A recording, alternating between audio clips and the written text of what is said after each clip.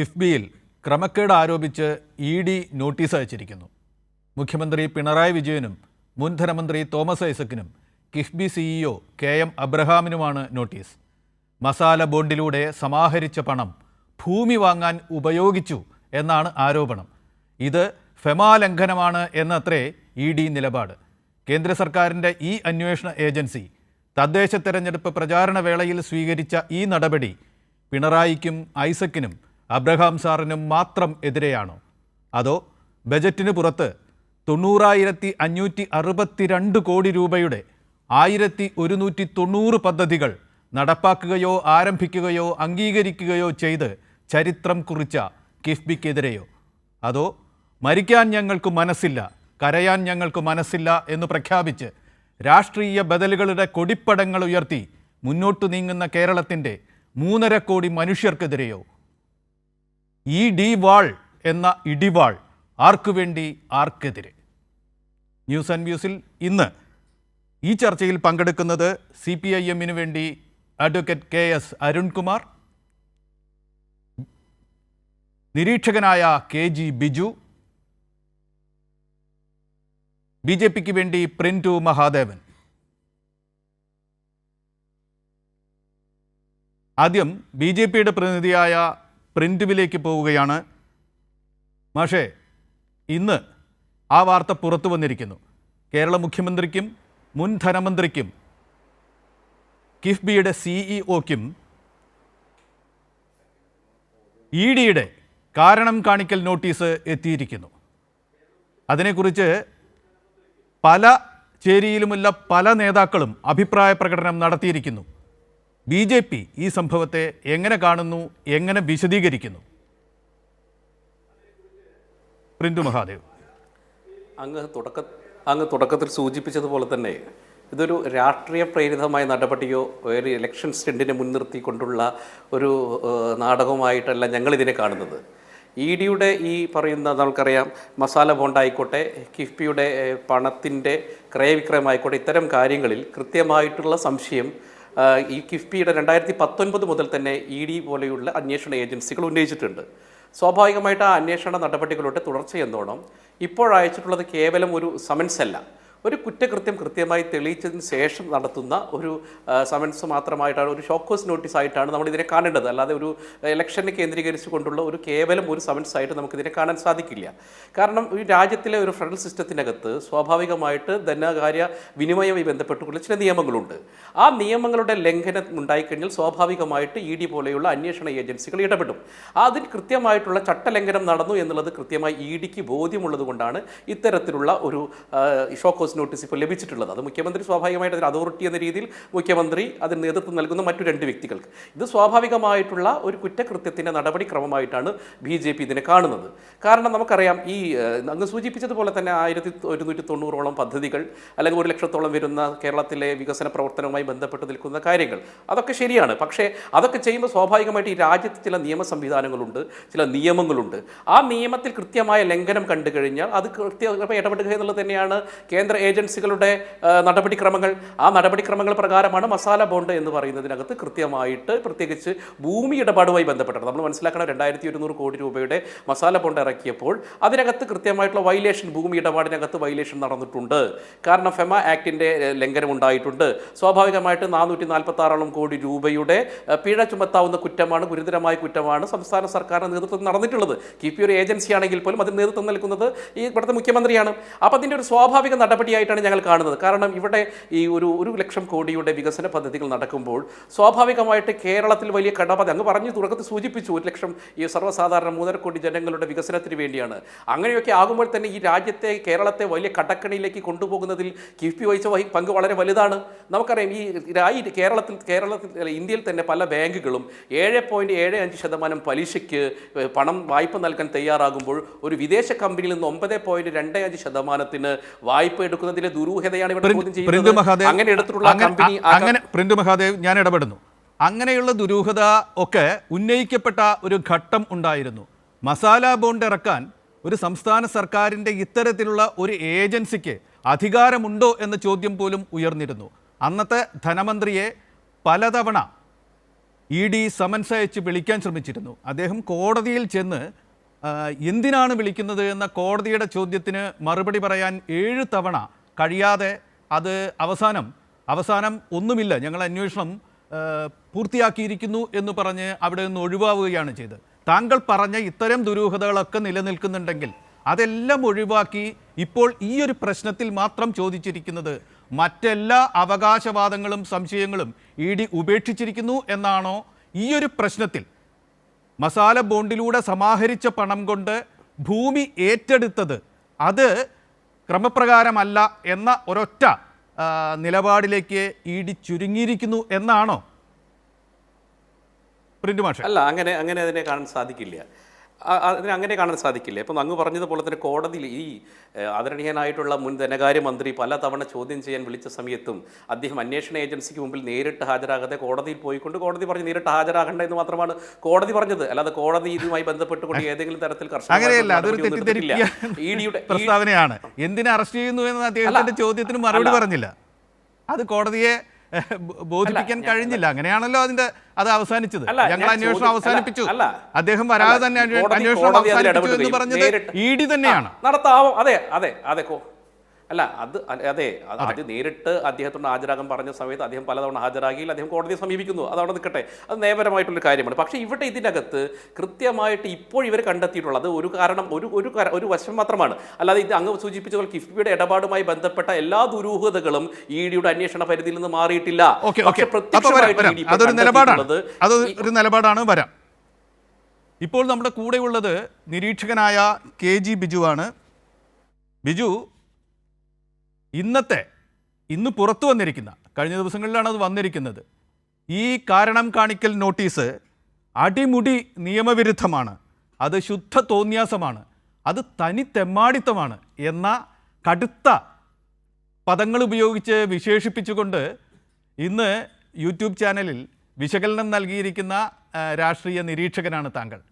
താങ്കളുടെ ഈ വാദങ്ങൾക്ക് ഇത്ര കടുത്ത വാക്കുകൾ കൊണ്ട് ഇ ഡി നടപടിയെ വിശേഷിപ്പിച്ചതിൻ്റെ ന്യായീകരണങ്ങൾ?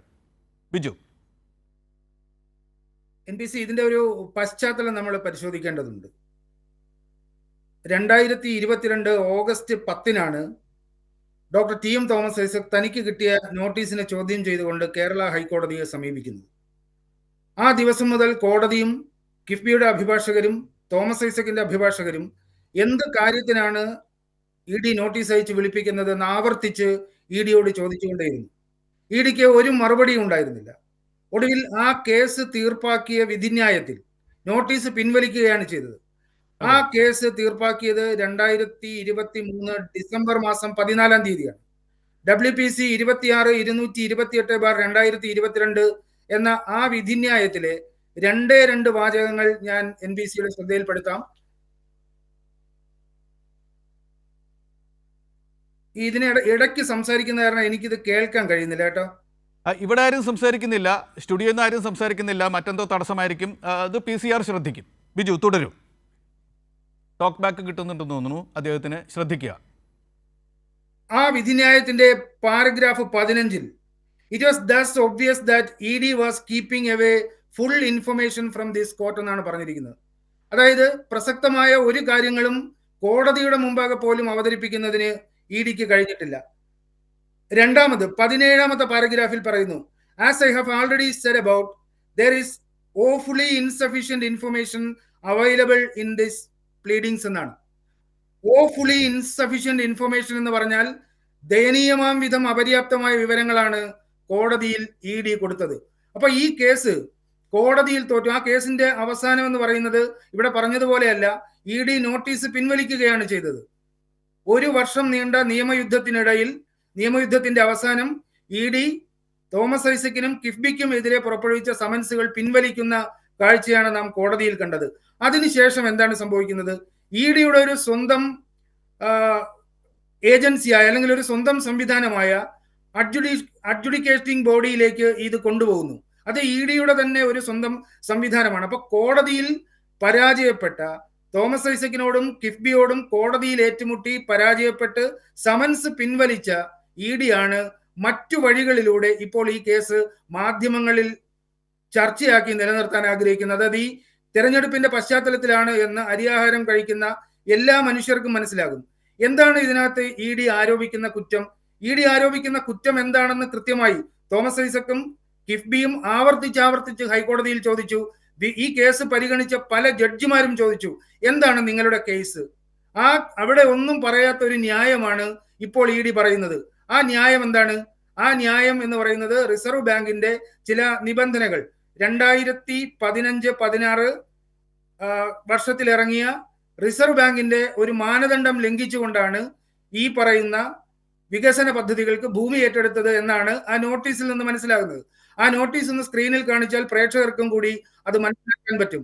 ആ ഈ പറയുന്ന ഇ ഡിയുടെ നോട്ടീസിൽ പറഞ്ഞിരിക്കുന്ന ആ റിസർവ് ബാങ്കിന്റെ ഉത്തരവ് എന്ന് പറയുന്നത് 5/2015-16 ഡേറ്റഡ് 1/1/2016 അതിനകത്താണ് ഈ റിയൽ എസ്റ്റേറ്റ് കാര്യങ്ങൾക്ക് ഉപയോഗിക്കാൻ പാടില്ല, അതുപോലെ തന്നെ ലാൻഡ് പർച്ചേസ് പാടില്ല എന്ന് പറയുന്നത്. അത് കഴിഞ്ഞിട്ട് റിസർവ് ബാങ്ക് തന്നെ ഈ നോട്ടിഫിക്കേഷൻ, ഈ മാസ്റ്റർ ഡയറക്ഷൻ അത് മോഡിഫൈ ചെയ്യുന്നുണ്ട്. 2019 ഈ നോട്ടിഫിക്കേഷൻ റിസർവ് ബാങ്ക് മോഡിഫൈ ചെയ്യുന്നത്. ആ മോഡിഫിക്കേഷന്റെ ഉത്തരവും ഞാൻ NBCക്ക് അയച്ചു തരാം. അതുകൂടി ഒന്ന് പ്രേക്ഷകരെ കാണിക്കുന്നത് ഒരുപക്ഷെ ഈ ചർച്ചയിൽ കൂടുതൽ വ്യക്തത വരുത്താൻ കഴിയും എന്നെനിക്ക് തോന്നുന്നു. ആ 2019 ഇറക്കിയ ആ പുതുക്കിയ മാനദണ്ഡം അനുസരിച്ച്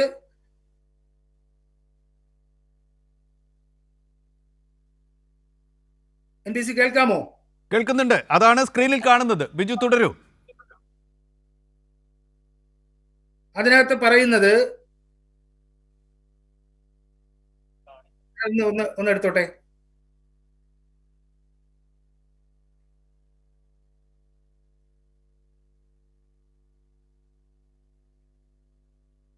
investment in real estate or purchase of land except എന്ന് പറഞ്ഞിട്ട് പിന്നെ പറയുന്നത് harmonised master list of infrastructure subsectors notified by the government of India എന്നാണ്.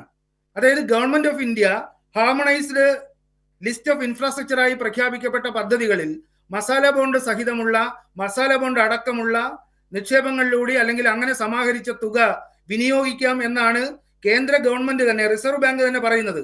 ആ ഹാർമണൈസ്ഡ് ലിസ്റ്റിനകത്ത് പറയുന്ന കാര്യങ്ങൾ എന്താണ്? അതും ഞാൻ അയച്ചു തന്നിട്ടുണ്ടോ എന്ന് കാണിക്കുന്നത് നന്നായിരിക്കും. Transport, energy, water sanitation, communication, social and commercial infrastructure. ഇപ്പോ ഇ ഡി പറയുന്ന ഈ സമൻസിൽ പറയുന്ന 466 കോടി രൂപ 49 ഇൻഫ്രാസ്ട്രക്ചർ പ്രൊജക്ടുകളിലേക്കായിട്ട് നിക്ഷേപിച്ചതാണ്. അതിനകത്ത് ഈ 5 മേഖലകളിലല്ലാത്ത ഏത് പദ്ധതിയാണ്, ഏത് ഇൻഫ്രാസ്ട്രക്ചർ ഡെവലപ്മെന്റ് ആണ് അതിനകത്ത് വന്നിട്ടുള്ളത്? ഒരെണ്ണം പോലുമില്ല. ആ പദ്ധതികളെല്ലാം ലാൻഡ് പർച്ചേസ് ആണ്, അത് ഊഹക്കച്ചവടമാണ്, അല്ലെങ്കിൽ റിയൽ എസ്റ്റേറ്റ് ആണ് എന്ന് പറഞ്ഞാൽ തോമസ് ഐസക് അല്ലെങ്കിൽ മുഖ്യമന്ത്രിയും അന്നത്തെ ധനകാര്യമന്ത്രിയും കിഫ്ബി CAOയും കൂടി ഈ 466 കോടി രൂപ ചെലവഴിച്ച് കേരളത്തിൽ വലിയ റിയൽ എസ്റ്റേറ്റ് പരിപാടി നടത്തിയെന്നാണോ ഇ ഡി അവകാശപ്പെടുന്നത്? അപ്പൊ എന്തുകൊണ്ടാണ് ഈ കോടതിയിൽ തോറ്റ ഒരു കാര്യം എടുത്തുപിടിച്ച് ഈ ഇലക്ഷന്റെ സമയത്ത് അവരുടെ അഡ്ജുഡിക്കേറ്റിംഗ് ബോഡിയിലേക്ക് കൊണ്ടുപോയത്? അത് ഇവിടെ എംബഡഡ് ജേർണലിസ്റ്റുകളെ കൊണ്ട് ഈ വിഷയം ഒന്നുകൂടി ഇലക്ഷന്റെ പശ്ചാത്തലത്തിൽ ചർച്ചയിൽ നിർത്താൻ വേണ്ടി മാത്രമാണ്. ഇത് എന്താണോ ഇ ഡിയുടെ നോട്ടീസിന്, സമൻസിന് കേരള ഹൈക്കോടതിയിൽ സംഭവിച്ചത് അത് തന്നെയാവും ഈ കാര്യത്തിലും സംഭവിക്കുക എന്ന കാര്യത്തിൽ യാതൊരു സംശയവുമില്ല. ബിജു, ഇപ്പോൾ ബിജു വിശദീകരിച്ച കാര്യങ്ങൾ ഇന്ന് മുൻ ധനമന്ത്രി തോമസ് ഐസക് തന്നെ ജനങ്ങളോട് വിശദീകരിക്കുകയും അദ്ദേഹത്തിൻ്റെ ഒരു ഫേസ്ബുക്ക് കുറിപ്പിലൂടെ ജനങ്ങളെ അറിയിക്കുകയും ചെയ്തിട്ടുണ്ട്. 2150 കോടി രൂപയാണ് 2019 മാർച്ചിൽ ഈ രീതിയിൽ മസാല ബോണ്ടിലൂടെ സമാഹരിച്ചത്. അത് മുഴുവൻ ഈ പറഞ്ഞ പോലെ അതിൽ ദുരൂഹതയോ അത് കേരളത്തെ കടക്കണിയിൽ ആക്കുകയോ ഒന്നും ചെയ്തിട്ടില്ല. ആ പണം മുഴുവൻ നിക്ഷേപകർക്ക് തിരികെ കൊടുത്തു കഴിഞ്ഞിട്ടാണ് കേരളം നിൽക്കുന്നത്. അതിൽ 466 കോടി രൂപ ലാൻഡ് പർച്ചേസിനല്ല, ഭൂമി വാങ്ങുന്നതിനല്ല, ഭൂമി ഏറ്റെടുക്കുന്നതിന്. ഏറ്റെടുക്കലും വാങ്ങലും തമ്മിൽ വലിയ വ്യത്യാസമുണ്ട്. ഭൂമി വാങ്ങിയാൽ ആ ഭൂമി എങ്ങനെ വേണമെങ്കിലും വാങ്ങിയ ആൾക്ക്, വാങ്ങിയ ഏജൻസിക്ക് കൈകാര്യം ചെയ്യാം. ഭൂമി ഏറ്റെടുത്താൽ ഏത് ഉദ്ദേശ്യത്തിനാണോ അത് ഏറ്റെടുത്തത് അതിനു മാത്രമേ വിനിയോഗിക്കാനാവൂ. അത്തരത്തിലുള്ള ഭൂമി ഇടപാടിന് വേണ്ടിയാണ് അത് ഉപയോഗിച്ചത്. റിസർവ് ബാങ്കിൻ്റെ 2016 ആ അനുശാസനം തന്നെ ഭൂമി വാങ്ങാൻ ഉപയോഗിക്കരുത് എന്നാണ്. ഏറ്റെടുക്കുന്നതിൻ്റെ കാര്യം അവിടെ പറഞ്ഞിട്ടില്ല. 2019 ബിജു ഇപ്പോൾ ശരിയായി ഉദ്ധരിച്ചതുപോലെ 2019 വരുത്തിയ ഭേദഗതികളിലൂടെ ഏതൊക്കെ കാര്യത്തിന് ഭൂമിക്ക് എടുക്കാം എന്ന് പറയുന്നുണ്ട്. ഇന്ന് ഐസക് എഴുതിയ ലേഖനത്തിലും അത് അക്കമിട്ട് പറയുന്നുണ്ട് എന്തിനൊക്കെയാണ് മസാല ബോണ്ട് പണം ചെലവാക്കിയത്. പൊതുമരാമത്ത് പ്രവൃത്തി, പൊതുവിദ്യാഭ്യാസം, ജലവിതരണം, കായികം, യുവജനക്ഷേമം, ഉന്നത വിദ്യാഭ്യാസം, ആരോഗ്യം, ഊർജ്ജ പദ്ധതികൾ, സാംസ്കാരിക കേന്ദ്രങ്ങൾ, രജിസ്ട്രേഷൻ ഓഫീസുകൾ, ടൂറിസം പദ്ധതികൾ, മത്സ്യബന്ധനം, തുറമുഖം, പട്ടിക വിഭാഗം, വനം, ഗതാഗതം, IT, തൊഴിൽ വകുപ്പ്, കൃഷി വകുപ്പ്, വ്യവസായം എന്നിവയ്ക്ക് കീഴിലുള്ള പദ്ധതികളിലാണ് ഇത് ഉപയോഗിച്ചത്. ഒരു പൊതുക്കാര്യത്തിന് വേണ്ടി സർക്കാരിൻ്റെ ഒരു ഏജൻസി വഴി ഭൂമി ഏറ്റെടുക്കുന്നത് ഊഹക്കച്ചവടത്തിന് വേണ്ടിയാണ് എന്ന് വ്യാഖ്യാനിക്കാൻ ഇഡിക്ക് കഴിയുമോ എന്ന ചോദ്യമാണ് ഇന്ന് മുൻ ധനമന്ത്രി ഉയർത്തിയത്. അതിനെ തന്നെയാണ് ഇപ്പോൾ നിരീക്ഷകനായ ബിജു പിന്തുണച്ച് സംസാരിച്ചതും. അല്പം വൈകി എത്തിയിരിക്കുന്ന CPIM അതിഥി അഡ്വക്കേറ്റ് KS അരുൺകുമാറിലേക്ക് ഞാൻ പോവുകയാണ്. ഞങ്ങൾ ഇതിൻ്റെ വശങ്ങൾ സംസാരിച്ചു കൊണ്ടിരിക്കുകയായിരുന്നു. BJP പ്രതിനിധി സ്വാഭാവികമായും ഇത് അതിസാധാരണമായൊരു നിയമ നടപടി മാത്രമാണ്, കണ്ടെത്തിയ ഒരു കാര്യത്തിൽ ഇവരിൽ നിന്ന് കാരണം തേടൽ ആണ് നടത്തിയിരിക്കുന്നത്, മുഖ്യമന്ത്രിയിൽ നിന്നും മുൻ ധനമന്ത്രിയിൽ നിന്നും അതുപോലെ തന്നെ കിഫ്ബിയുടെ CEOയിൽ നിന്നും എന്നാണ് അദ്ദേഹം പറഞ്ഞത്. അതിനുള്ള രാഷ്ട്രീയ വ്യാഖ്യാനങ്ങളൊക്കെ തന്നെ അസ്ഥാനത്താണ്. മാത്രവുമല്ല, ഈ നടപടിയിലൂടെ കിഫ്ബി നേരത്തെ പറഞ്ഞ ഒരു കാര്യങ്ങളും നിരാകരിക്കപ്പെടുന്നില്ല. ഇതുമാത്രമാണ് കിഫ്ബിക്ക് ഇപ്പോഴുള്ള പരാതി എന്ന് വ്യാഖ്യാനിക്കേണ്ടതില്ല എന്നൊരു പരാമർശവും അദ്ദേഹം നടത്തി. അത് കഴിഞ്ഞിട്ടാണ് ബിജു സംസാരിക്കുകയും ഇതിൻ്റെ പശ്ചാത്തലം വിശദീകരിക്കുകയും ചെയ്തത്. ഈ കാരണം കാണിക്കൽ നോട്ടീസുകളെ, അതിൻ്റെ ഈ സമയത്തെ CPIM എങ്ങനെ കാണുന്നു? അഡ്വക്കേറ്റ് അരുൺകുമാർ.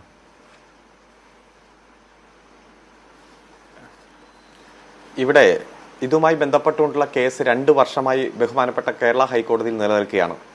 ഇപ്പോൾ ED ഇതുമായി ബന്ധപ്പെട്ടുകൊണ്ട് ഒരു അന്വേഷണം ആരംഭിച്ചപ്പോൾ ഒരു സമൻസ് തോമസ് ഐസക്കിന് അയച്ചു. ആ സമൻസ് അയക്കാൻ എന്താണ് കാരണം, എന്ത് നിയമവിരുദ്ധതയാണ് ഞാൻ ചെയ്തത് എന്ന് ഈ സമൻസിൽ പറഞ്ഞിട്ടില്ല, അതുകൊണ്ട് എനിക്കതിൻ്റെ കാരണം അറിയണം എന്നു പറഞ്ഞിട്ടാണ് തോമസ് ഐസക്ക് ബഹുമാനപ്പെട്ട ഹൈക്കോടതിയെ സമീപിച്ചത്. അന്ന് EDയോട് ചോദിച്ചു, നിങ്ങളുടെ സമൻസിലൊന്നും പറഞ്ഞിട്ടില്ല, ആകെ 2 വരിയാണ് എഴുതിയിരിക്കുന്നത്, എന്താണ് നിയമവിരുദ്ധത, എന്തിനാണ് ഒരാളെ സമൻസ് അയക്കുമ്പോൾ എന്താണ് അതിൻ്റെ കാരണം എന്ന് അറിയാനുള്ള അവകാശം അദ്ദേഹത്തിനുണ്ട്. അപ്പോൾ ചോദിച്ചു, 1 മാസം സമയം വേണം, പിന്നെ 3 മാസമായി, 6 മാസമായി, ഇതുവരെ ഏതെങ്കിലും തരത്തിലുള്ള ഒരു നിയമ ലംഘനം ചൂണ്ടിക്കാണിക്കുന്ന സാഹചര്യമില്ല. അപ്പം അതിനുശേഷം ആ കേസ് അവസാനിച്ചു, വീണ്ടും കേസ് വന്നു. ഇപ്പോൾ കഴിഞ്ഞ 2024 8-ാം മാസം കേസ് പോസ്റ്റ് ചെയ്തതിനു ശേഷം ഇപ്പോൾ ആ കേസ് ഇങ്ങനെ പെൻഡിങ് നിൽക്കുകയാണ്. കഴിഞ്ഞ ആഴ്ചയും ഹിയറിംഗ് ലിസ്റ്റ് വന്നു, പക്ഷേ ഹിയറിംഗ് നടന്നില്ല. ആ കേസ് നിലനിൽക്കുമ്പോൾ ഏതെങ്കിലും തരത്തിൽ ഇവർ എന്തെങ്കിലും കണ്ടെത്തിയിട്ടുണ്ടെങ്കിൽ, എൻഫോഴ്സ്മെന്റ് ഡയറക്ടറേറ്റ് കണ്ടെത്തിയിട്ടുണ്ടെങ്കിൽ അത് ആ കോടതിയല്ലേ ബോധ്യപ്പെടുത്തേണ്ടത്. ഞങ്ങൾ 4 വർഷവും 10 മാസവുമായി നടത്തിക്കൊണ്ടിരിക്കുന്ന അന്വേഷണത്തിൽ ഇന്ന കാര്യങ്ങൾ കണ്ടെത്തിയിരിക്കുന്നു, അത് ഈ കോടതിയുടെ റെക്കോർഡ്സിന്റെ ഭാഗമാക്കി മാറ്റി ഈ കേസ് ക്ലോസ് ചെയ്യണം. കാരണം ഇൻവെസ്റ്റിഗേഷൻ പൂർത്തീകരിക്കപ്പെട്ടല്ലോ, ഇനി പിന്നെ സമൻസിന്റെ ആവശ്യമില്ല. അപ്പം അതൊന്നുമില്ല, കോടതിയുടെ ശ്രദ്ധയിലേക്കേ ഇത് കൊണ്ടുവന്നിട്ടില്ല. നേരെ ഡൽഹിയിൽ കൊണ്ടുപോയി റിപ്പോർട്ട് കൊടുത്തു. ആ റിപ്പോർട്ടിന്റെ അടിസ്ഥാനത്തിൽ വീണ്ടും കാരണം കാണിക്കൽ നോട്ടീസ് ചോദിച്ചു എന്നതാണ് പറയുന്നത്. എന്നാൽ എന്ത് നിയമവിരുദ്ധതയാണ് തോമസ് ഐസക്കും കൂട്ടരും ചെയ്തത് എന്ന് ബോധ്യപ്പെടുത്തണം എന്നുള്ള കോടതിയുടെ നിരന്തരമായിട്ടുള്ള ചോദ്യത്തിന് ഒരു മറുപടി പറഞ്ഞിട്ടില്ലല്ലോ. ഇപ്പൊ നാഷണൽ തെർമൽ പവർ കോർപ്പറേഷൻ 2000 കോടി രൂപയുടെ ഇതേപോലെ മസാല ബോണ്ട് കൈപ്പറ്റിയിട്ടുണ്ട്. അതുപോലെ national highway authority of India 5000 കോടിയുടെ ഇതേപോലെ തന്നെയുള്ള ബോണ്ട്, മസാല ബോണ്ട് കൈപ്പറ്റിയിട്ടുണ്ട്. ഇതെല്ലാം റിസർവ് ബാങ്ക് ഓഫ് ഇന്ത്യയുടെ നോ ഒബ്ജക്ഷൻ സർട്ടിഫിക്കറ്റിന്റെ ഭാഗമായാണ്, NOCയുടെ ഭാഗമായിട്ടാണ്. ഏതെങ്കിലും തരത്തിൽ അത്തരത്തിലുള്ള മസാല ബോണ്ടിൽ ഒരു ഘട്ടത്തിൽ പോലും RBI ഒരു തെറ്റും ചൂണ്ടിക്കാണിച്ചിട്ടില്ല. RBI തെറ്റും ചൂണ്ടിക്കാണിച്ചിട്ടില്ല എന്നിരിക്കെ ഇവിടെ കിഫ്ബി മാത്രം വാങ്ങിച്ച RBIയുടെ മുൻകൂർ അനുവാദമുള്ള മസാല ബോണ്ടിൽ ഏതെങ്കിലും തരത്തിൽ ഒരു അഴിമതിയോ ഏതെങ്കിലും തെറ്റോ ഉണ്ടെങ്കിൽ അത് ചൂണ്ടിക്കാണിക്കാൻ RBI ഇതുവരെ ചൂണ്ടിക്കാണിച്ചിട്ടില്ലെന്നിരിക്കെ ഇവിടെ ED അതിൽ ഏതെങ്കിലും ഒരു കുറവ് ചൂണ്ടിക്കാണിച്ചാൽ എന്താണ് അത് എന്നറിയാൻ ഇതിന്റെ എതിർകക്ഷികൾക്ക് അധികാരമുണ്ടല്ലോ. ഇപ്പൊ പറഞ്ഞത് റിസർവ് ബാങ്ക് ഓഫ് ഇന്ത്യയുടെ മുൻകൂർ അനുമതി ഉണ്ടായിരുന്നില്ല, 2 ഫെമ നിയമങ്ങൾ ലംഘിച്ചു എന്നതാണ് ആദ്യഘട്ടം മുതൽ പറഞ്ഞത്. ഇപ്പൊ പറയുന്നു റിസർവ് ബാങ്ക് ഓഫ് ഇന്ത്യയുടെ അനുമതിയുണ്ട്, ഫെമ നിയമങ്ങളുമായി ബന്ധപ്പെട്ടുകൊണ്ട് വേറെ ലംഘനങ്ങളൊന്നുമില്ല. ഒറ്റ ലംഘനം ചൂണ്ടിക്കാണിക്കുന്നത് ഭൂമി വാങ്ങിക്കാൻ റിയൽ എസ്റ്റേറ്റ് കച്ചവടത്തിനായി ഇതിൽ മസാല ബോണ്ട് വാങ്ങിച്ച തുകയിൽ ഒരു ഭാഗം തുക മാറ്റിവെച്ചു എന്നതാണ്. എന്നാൽ കൃത്യമായി ഇവിടെ പറയുന്നു കിഫ്ബി ഒരു ഭൂമിയും നേരിട്ട് വാങ്ങിച്ചിട്ടില്ല. ഭൂമി വാങ്ങിക്കുന്നത് കിഫ്ബിയുടെ രീതിയല്ല, ആ ഭൂമി ഏറ്റെടുക്കലാണ്. 2013 ഇന്ത്യൻ പാർലമെന്റ് പാസാക്കിയ ഫെയർ കോമ്പൻസേഷൻ ആക്ട് പ്രകാരം ഭൂമി ഏറ്റെടുക്കും. ഏതെങ്കിലും ഒരു പർപ്പസിന് വേണ്ടിയിട്ടാണ് ഭൂമി ഏറ്റെടുക്കുക. ദേശീയപാതയാകാം, റോഡാകാം, മേൽപ്പാലമാകാം, ബൈപ്പാസ് ആകാം, ആശുപത്രിയാകാം, സ്കൂളാകാം, അതുപോലെ തുരങ്കപാതയാകാം, ഏതുമാകാം. ആ പർപ്പസിന് വേണ്ടി ഭൂമി ഏറ്റെടുത്താൽ ആ പർപ്പസ് സെർവ് ചെയ്യപ്പെടുന്നില്ലെങ്കിൽ പിന്നീട് ആ ഭൂമി മറ്റാവശ്യത്തിന് ഉപയോഗിക്കാൻ പറ്റില്ലല്ലോ. കാരണം ഇവിടുത്തെ മറ്റു നിയമപ്രകാരമല്ല ആ ഭൂമി ഉടമസ്ഥർക്ക് തന്നെ തിരിച്ചു കൊടുക്കേണ്ടി വന്ന കൃഷിഭൂമിയെല്ലാം നമ്മുടെ മുന്നിലുണ്ട്. അപ്പോൾ ഇത് ഭൂമി വാങ്ങലല്ല, ഏറ്റെടുക്കലാണ്. ഏറ്റെടുക്കലോ കൃത്യമായി 2013 നിയമപ്രകാരമാണ്, ഫെയർ കോമ്പൻസേഷൻ ആക്ട് പ്രകാരമാണ്. അപ്പോൾ RBIയുടെ മുൻകൂർ അനുവാദത്തോടെ ഫെമ നിയമം കൃത്യമായി പാലിച്ച് ഒരു ബോഡി കോർപ്പറേറ്റ് പാലിക്കേണ്ട എല്ലാ നിയമങ്ങളും പാലിച്ച് national highway authority of India ചെയ്യുന്നത് പോലെ തന്നെ, നാഷണൽ തെർമൽ പവർ കോർപ്പറേഷൻ ചെയ്യുന്നത് പോലെ തന്നെ കൃത്യമായി നോട്ടിഫിക്കേഷൻ ഇറക്കി ഏറ്റവും കുറച്ച് ബോണ്ട് വാങ്ങിക്കുന്നത് ആര് എന്ന് നോക്കി അതിന്റെ പലിശയെല്ലാം നോക്കി നിയമപരമായിട്ട് ചെയ്ത പ്രക്രിയ. ആ പ്രക്രിയയിലാണ് ഹൈക്കോടതിയുടെ മുന്നിൽ പെൻഡിംഗ് ആയ കേസിൽ ഹൈക്കോടതിയുടെ ശ്രദ്ധയിൽ കൊണ്ടുവരാതെ, subject matter is pending before the honourable high court, ആ കോടതിയുടെ ശ്രദ്ധയിൽ പോലും പെടാതെ ഞങ്ങൾ ഇതിന്റെ അന്വേഷണം പൂർത്തീകരിച്ച് റിപ്പോർട്ട് കൊടുത്തിരിക്കുന്നു എന്ന് പറയുന്ന ഒരു സാഹചര്യം. ഇത് ഒരു അസാധാരണമായിട്ടുള്ള സാഹചര്യമാണ്. 2020 പഞ്ചായത്ത് തെരഞ്ഞെടുപ്പിന്റെ സമയത്ത് സെപ്റ്റംബർ, ഒക്ടോബർ, നവംബർ, ഡിസംബർ ഇതേ ED ഇതേപോലെ തന്നെ സംശയങ്ങളുമായിട്ട് ഈ കേരളത്തിലേക്ക് വന്നു. 2021 നിയമസഭാ തെരഞ്ഞെടുപ്പിന്റെ മാസങ്ങൾക്ക് മുമ്പ് ED ഇവിടെ വന്ന് സെലക്ടീവ് പ്രോസിക്യൂഷൻ നടത്തി, വലിയ സെലക്ടീവ് ലീക്കേജ് നടത്തി. മാസങ്ങളോളം ഇവിടുത്തെ മുഖ്യധാരാ മാധ്യമങ്ങൾക്ക് ഇതുതന്നെയായിരുന്നു ഹെഡിങ്ങും ബ്രേക്കിംഗ് ന്യൂസും എല്ലാം. സ്വർണ്ണക്കള്ളക്കടത്തിന്റെ പേരിൽ ബിരിയാണി ചെമ്പിൽ സ്വർണം കടത്തി എന്ന് പറഞ്ഞ്, ഈന്തപ്പഴത്തിന്റെ കുരുവിന്റെ രൂപത്തിൽ സ്വർണം കടത്തി എന്ന് പറഞ്ഞ്, അതേപോലെ തന്നെ ഖുറാന്റെ ഉള്ളിൽ സ്വർണം കടത്തി എന്ന് പറഞ്ഞ്, വടക്കാഞ്ചേരി ലൈഫ് പദ്ധതിയുടെ പേരിൽ അഴിമതി എന്നൊക്കെ പറഞ്ഞ് ഇതേ ED വന്ന് തലങ്ങും വിലങ്ങും അന്വേഷണം നടത്തി, വലിയ അന്വേഷണ പ്രഹസനങ്ങൾ സൃഷ്ടിച്ചു. ഇപ്പൊ മുഖ്യമന്ത്രി അറസ്റ്റ് ചെയ്യും, മന്ത്രിമാരെ അറസ്റ്റ് ചെയ്യും, സ്പീക്കറെ അറസ്റ്റ് ചെയ്യും എന്നെല്ലാം പറഞ്ഞുകൊണ്ട് പ്രചരിപ്പിച്ചു. ഇപ്പോ തുടർച്ചയായി കഴിഞ്ഞ ലോക്സഭാ തെരഞ്ഞെടുപ്പിന്റെ സമയത്തും സമാനമായിട്ടുള്ള സാഹചര്യം, ഇതേ സമൻസ്, ED ഇതെല്ലാം നമ്മൾ കണ്ടു. ഇപ്പോ കഴിഞ്ഞ പഞ്ചായത്ത് തെരഞ്ഞെടുപ്പ്, കഴിഞ്ഞ നിയമസഭാ തെരഞ്ഞെടുപ്പ്, ലാസ്റ്റ് ലോക്സഭാ തെരഞ്ഞെടുപ്പ്, വീണ്ടും പഞ്ചായത്ത് തെരഞ്ഞെടുപ്പിന് ഒരാഴ്ച മാത്രം അവശേഷിക്കെ ഇതേ പഴയ വീഞ്ഞ് പുതിയ കുപ്പിയിലാക്കി ഇറങ്ങി തിരിച്ചിരിക്കുകയാണ്. അതുകൊണ്ട് EDയെ ഇത്രയും ഒരു വിശ്വാസയോഗ്യതയില്ലാത്ത ഇൻവെസ്റ്റിഗേഷൻ ഏജൻസിയായി സുപ്രീം കോടതി, ഹൈക്കോടതി എല്ലാം മുദ്ര കുത്തിയത് അടുത്ത കാലത്ത് നമ്മൾ കണ്ടു. കൃത്യമായിട്ട് 0.46 കൺവിക്ഷൻ റേറ്റ്. 197 നേതാക്കന്മാർക്കെതിരെ കേസ് രജിസ്റ്റർ ചെയ്യുമ്പോൾ 195 പ്രതിപക്ഷ നേതാക്കന്മാരാണ്. വാഷിംഗ് മെഷീനിലിട്ട് പ്രതിപക്ഷ പാർട്ടിയുടെ നേതാക്കന്മാരെ വെളുപ്പിച്ച് BJP ആക്കുക എന്ന ലക്ഷ്യമാണ് ED ചെയ്തുകൊണ്ടിരിക്കുന്നത്. ഒരു അന്വേഷണ ഏജൻസി എന്ന രൂപത്തിൽ ഏറ്റവും വിശ്വാസയോഗ്യതയില്ലാത്ത അന്വേഷണ ഏജൻസിയായി ED മാറിയിരിക്കുന്നു. അതുകൊണ്ട് ഈ സാഹചര്യത്തിൽ നമുക്കെല്ലാം ബോധ്യമുള്ളതുപോലെ ഒരു നിയമലംഘനവും കിഫ്ബിയുടെ ഭാഗത്തുനിന്നുണ്ടായിട്ടില്ല. 91,000 കോടി രൂപയുടെ, അതായത് ഒരു വർഷം 10,000 കോടി രൂപയിലധികം ബജറ്റിന് പുറത്ത് കണ്ടെത്തി പശ്ചാത്തല വികസന രംഗത്ത് വിപ്ലവകരമായിട്ടുള്ള മാറ്റം വരുത്തി. വികസനം എന്തെന്ന് കഴിഞ്ഞ 10 വർഷം ഈ കേരളം കണ്ടു.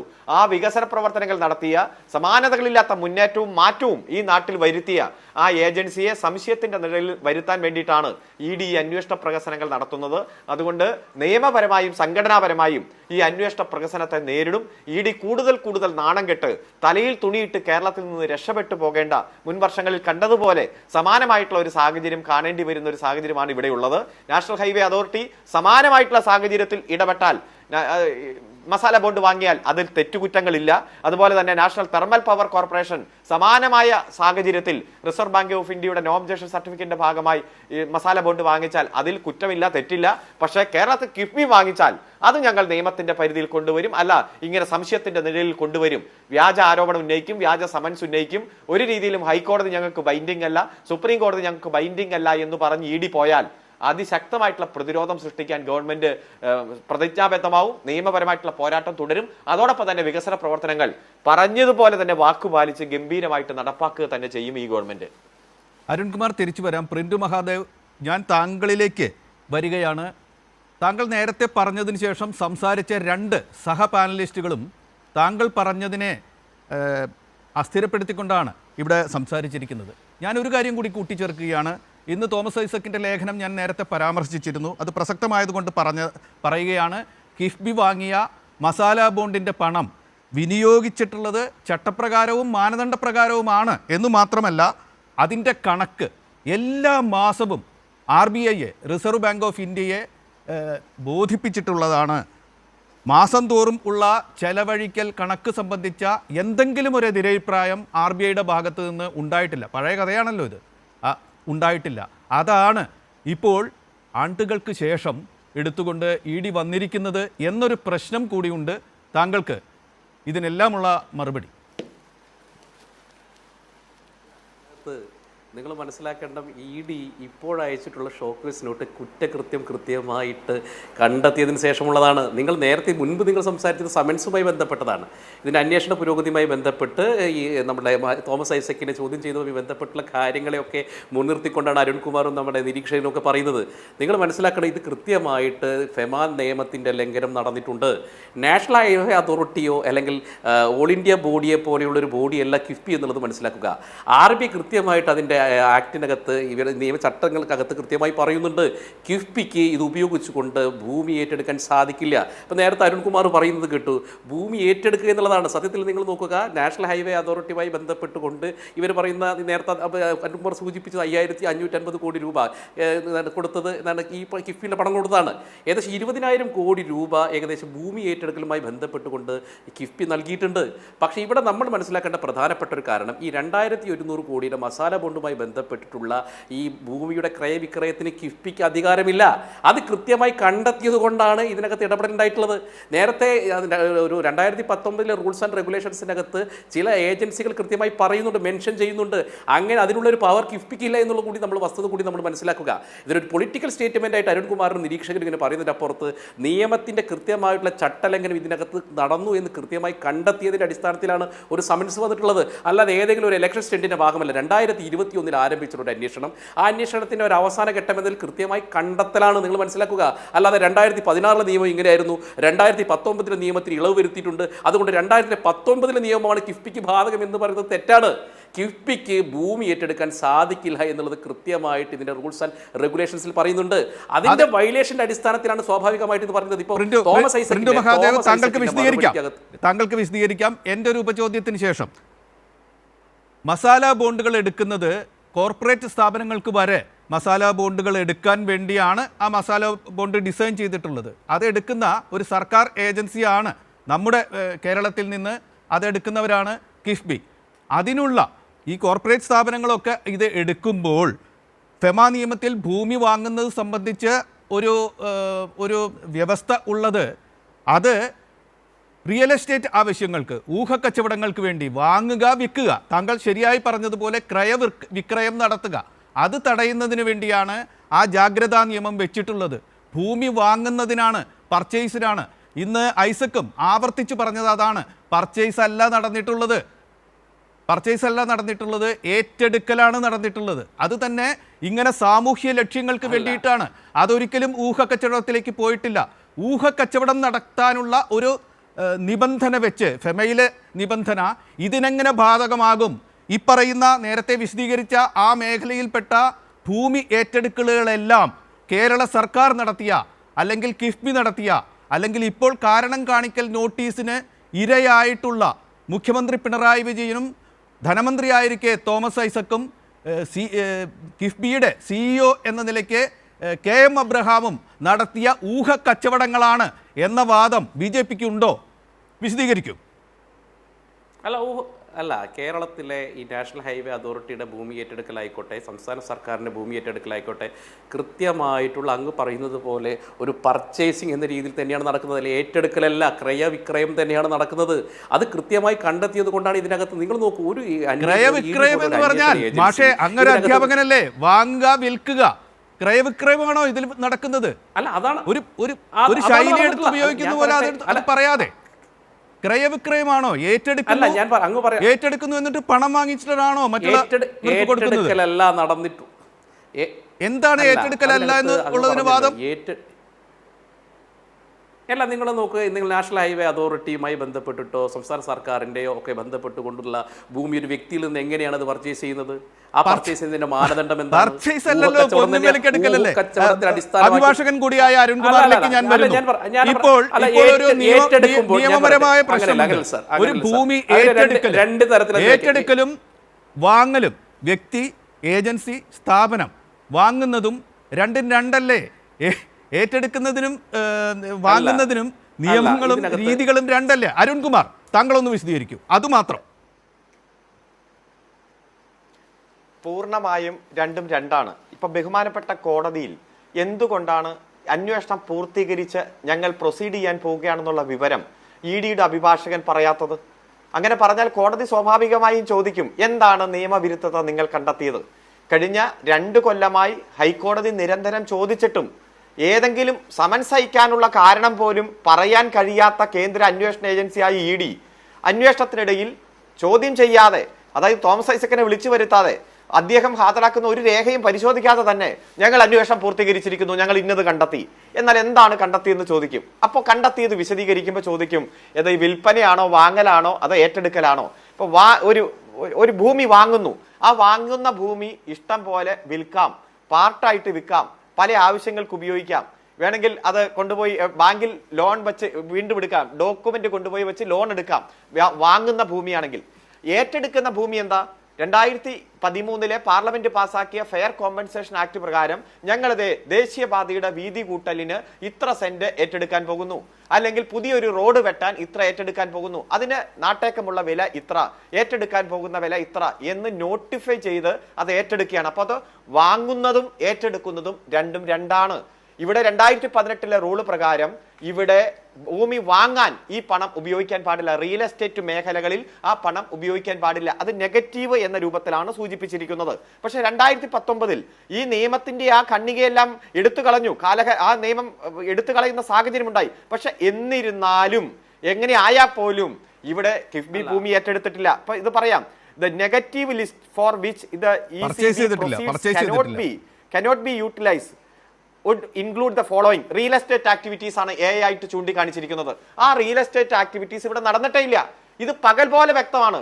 അതുകൊണ്ട് ബഹുമാനപ്പെട്ട സുഹൃത്തുക്കൾ വന്നിരുന്ന് പറയുന്നത് വാങ്ങലും വിൽക്കലും ഏറ്റെടുക്കുന്നതും എല്ലാം ഒരുമിച്ച് ഒറ്റയടിക്ക് നടന്നു എന്ന രൂപത്തിലാണ്. ആധികാരികമായി പറയുന്നു, കിഫ്ബി ഒരു തുണ്ട് ഭൂമി പോലും വാങ്ങിയിട്ടില്ല. 2013 ഫെയർ കോമ്പൻസേഷൻ ആക്ട് പ്രകാരം ഏറ്റെടുക്കുകയാണ്. അതിന് എല്ലാ നിയമപരമായിട്ടുള്ള ഉത്തരവാദിത്വങ്ങളും നിർവഹിച്ചിട്ടാണ് മുന്നോട്ട് പോയിരിക്കുന്നത്.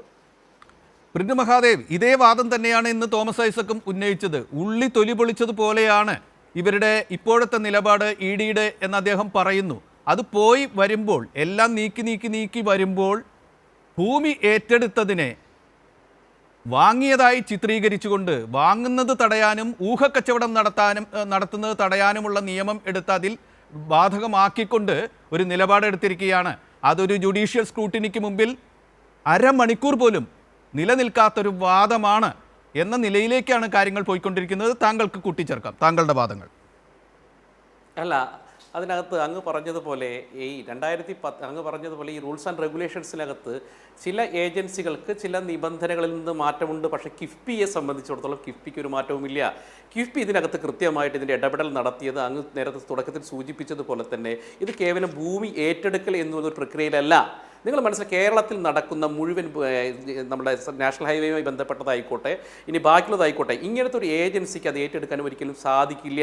ഇവിടെ നടന്നത് കൃത്യമായിട്ടുള്ള പർച്ചേസിംഗ് ആണ്. അതാണ് ഇവിടെ കണ്ടെത്തിയ കാര്യമാണല്ലോ, അതിൻ്റെ അടിസ്ഥാനത്തിലാണല്ലോ വരുന്നത്. അല്ലാതെ ഇത് കണ്ടെത്തിയ ഒരു കാര്യത്തിൻ്റെ അടിസ്ഥാനത്തിലാണ് സമൻസ് അയക്കുന്നത് എന്നുള്ളത് നിങ്ങൾ മനസ്സിലാക്കണം. അങ്ങ് പറയുന്നത് അരമണിക്കൂർ പോലും കോടതിക്ക് മുമ്പിൽ ഇത് നിലനിൽക്കില്ല എന്നുണ്ടെങ്കിൽ അത് ആ സമയത്ത് അത് നമുക്ക് തെളിയിക്കാം. അങ്ങനെയാണെങ്കിൽ എന്ത് രേഖയുടെ അടിസ്ഥാനത്തിൽ കണ്ടെത്തി? അല്ല ഷോക്കേസ് ഞാൻ ചോദിക്കട്ടെ, ഈ ഷോക്കേസ് നോട്ടീസ് നൽകിയത് ഒരു സമൻസ് ആണോ? അല്ല. ഫെമ നിയമത്തിന്റെ ലംഘനം നടന്നു എന്ന് DDക്ക് ബോധ്യമുള്ളതിന്റെ അടിസ്ഥാനത്തിലാണ് ഇപ്പോൾ നോട്ടീസ് വന്നിട്ടുള്ളത്. നിങ്ങൾ മനസ്സിലാക്കണം. ആ നോട്ടീസിന്റെ യുക്തിയാണ് നമ്മൾ ചർച്ച ചെയ്യുന്നത്. ആ നോട്ടീസിന്റെ യുക്തിയും നിയമപരമായ സാങ്കത്യവുമാണ് നമ്മൾ ചർച്ച ചെയ്യുന്നത്. നിങ്ങൾ നിയമപരമായിട്ട് അങ്ങ് അല്ല, ഞാൻ പറയാം, പൊളിറ്റിക്കൽ സ്റ്റേറ്റ്മെന്റിന് അപ്പുറത്ത് നിയമപരമായിട്ട് അത് നിലനിൽക്കുന്നില്ലെങ്കിൽ നമുക്ക് നിങ്ങൾ പറയല്ലോ കോടതിക്ക് മുമ്പിൽ ചാലഞ്ച് ചെയ്തിട്ട് അങ്ങ് പറഞ്ഞതുപോലെ അരമണിക്കൂർ നിൽക്കുന്നില്ലെങ്കിൽ അത് പൊളിയട്ടെ. പക്ഷെ ഇപ്പോഴും EDയുടെ വാദം എന്ന് പറയുന്നത് കൃത്യമായി ഇതിനകത്ത് ചട്ടലംഘനം നടന്നു എന്നുള്ളതാണ്. നിങ്ങൾ ഇതിനകത്ത് പല ദുരൂഹതകളുണ്ട്. നിങ്ങൾ ദുരൂഹതകൾ നിങ്ങളൊരു ഭൂമിയുടെ ക്രയവിക്രയം മാത്രമല്ലല്ലോ. എന്തിനാണ് ഈ മസാല ബോണ്ട് 9.25 അതല്ല ഇപ്പോഴത്തെ ചർച്ചാ വിഷയം. അത് ED പോലും ഉന്നയിച്ചിട്ടില്ല. ED ഉന്നയിച്ച കാര്യങ്ങളെ കുറിച്ചുള്ള ചർച്ചയാണ് നമ്മൾ നടത്തുന്നത്. ബിജു, ഞാൻ താങ്കളിലേക്ക് വരികയാണ്. അല്ല, കേരളത്തിലെ ജനങ്ങൾക്ക് ബോധ്യപ്പെടുന്ന ചില കാര്യങ്ങൾ നടപടിക്രമങ്ങളുണ്ടല്ലോ. സ്ഥലത്തേക്ക് ഇതിലെ പോകരുത്. ദുരൂഹതയാണല്ലോ. ഇഡി പറയാത്ത ഞാൻ ഈ കാര്യങ്ങൾ താങ്കൾ ഇപ്പോൾ പറയണ്ട. നടപടിക്രമങ്ങളിൽ മസാല ബോണ്ടുമായി അതിനെക്കുറിച്ച് പലതും പറഞ്ഞിരുന്നു. ബന്ധപ്പെട്ടുകൊണ്ടുള്ള അതിനെക്കുറിച്ച് ദുരൂഹതയാണല്ലോ. പലതും പറഞ്ഞിരുന്നു. ഇവിടുത്തെ പ്രതിപക്ഷ ചേരിയിലുള്ള രണ്ട് രാഷ്ട്രീയ ചേരികളും പലതും പറഞ്ഞുകൊണ്ട് നടക്കുന്നുണ്ട്. അതല്ല ഇന്നത്തെ ചർച്ച. ഇന്ന് ഇഡിയുടെ സമൻസ് അത് പൂർണ്ണമായി പ്രസിദ്ധീകരിച്ച മാധ്യമ പ്രവർത്തകനാണ്, രാഷ്ട്രീയ നിരീക്ഷകനാണ് ബിജു കൂട്ടിച്ചേർക്കൂ.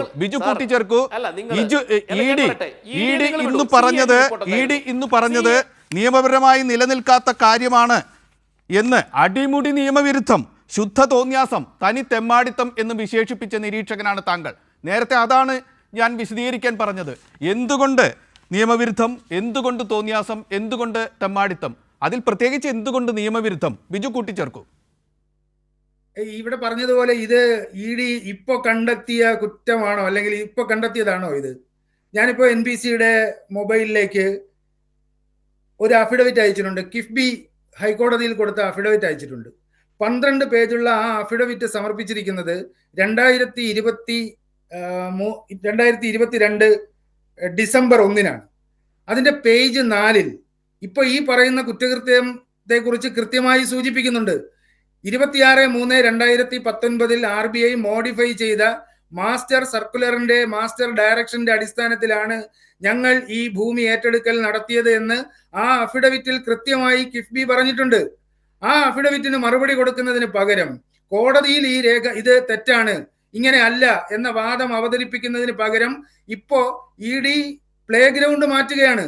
ഇത് കോടതിയിൽ കിഫ്ബി കൃത്യമായി ഇത് ചൂണ്ടിക്കാണിച്ചിട്ടുണ്ട്. നിങ്ങൾ ഈ ഫെമ ലംഘനം ആരോപിക്കുന്നത് ശരിയല്ല. ഞങ്ങൾ RBIയുടെ ഇന്ന തീയതിയിലെ ഇന്ന ഡയറക്ഷൻ അനുസരിച്ചാണ് കാര്യങ്ങൾ ചെയ്തത് എന്ന വിശദമായ സത്യവാങ്മൂലം കോടതിയിൽ കൊടുക്കുമ്പോൾ അതിന് കോടതിയിൽ മറുപടി പറയാതെ ഇത് നേരെ അഡ്ജുഡിക്കേറ്റിംഗ് അതോറിറ്റിയുടെ മുമ്പിലേക്ക് കൊണ്ടുപോവുകയല്ലേ ഇഡി ചെയ്തത്? അങ്ങനെയാണെങ്കിൽ എന്തുകൊണ്ടാണ് കേരള ഹൈക്കോടതിയിൽ ഈ ഫെമ വയലേഷൻ ഇഡി പറയാത്തത്?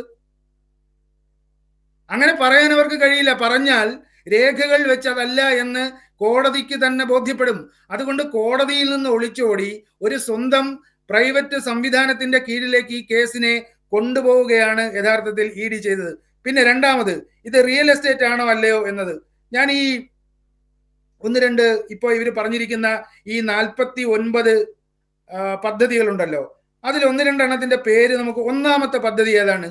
ഒന്നാമത്തെ പദ്ധതി കോട്ടയത്ത് KSFEക്ക് വേണ്ടി ട്രാൻസ്ഗ്രിഡ് പദ്ധതിയുടെ ഭാഗമായി സബ്സ്റ്റേഷന് വേണ്ടി 186 കോടി രൂപ മുടക്കി കിഫ്ബി സ്ഥലം ഏറ്റെടുത്തതാണ്. അങ്ങനെ KSEBക്ക് സബ്സ്റ്റേഷൻ അനുവദിക്കുന്നത്, ട്രാൻസ്ഗ്രിഡ് പദ്ധതി അനുവദിക്കുന്നത് റിയൽ എസ്റ്റേറ്റ് പദ്ധതിയാണോ? അതുപോലെ ഇതിനകത്ത് പറഞ്ഞിരിക്കുന്ന റെയിൽവേ ഓവർ ബ്രിഡ്ജ് നിർമ്മാണത്തിന്റെ പട്ടിക ഞാൻ വായിക്കാം, ബൈപ്പാസുകളുടെ പട്ടിക വായിക്കാം, റോഡ് വികസനത്തിന്റെ പട്ടിക വായിക്കാം. റെയിൽവേ ഓവർ ബ്രിഡ്ജ് ഉണ്ടാക്കുന്നത്, ബൈപ്പാസുകൾ ഉണ്ടാക്കുന്നത്, റോഡ് ഉണ്ടാക്കുന്നത്, മേൽപ്പാലങ്ങൾ ഉണ്ടാക്കുന്നത്. പെരുമണിൽ ഇപ്പോ ഒരു വലിയ പാലം നിർമ്മിച്ചുകൊണ്ടിരിക്കുകയാണ്.